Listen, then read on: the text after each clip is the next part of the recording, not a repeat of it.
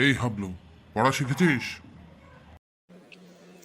জি sir, একেবারে বইয়ের প্রত্যেকটা লাইন পড়ে একেবারে ফাটিয়ে ফেলেছি। আপনি জিজ্ঞেস করেই দেখুন না।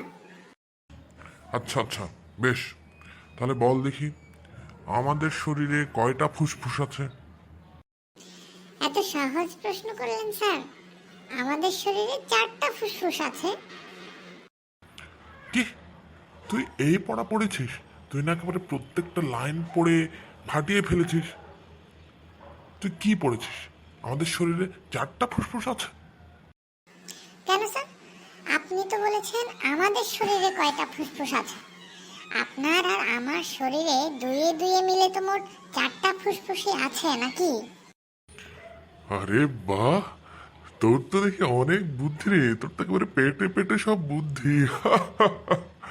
ভালোই বলেছিস, ভালোই বলেছিস। স্যার, এই তো আবার একটা ভুল কথা বলে ফেললেন। বুদ্ধি কি পেটে থাকে? বুদ্ধি তো থাকে মাথায়, মগজে।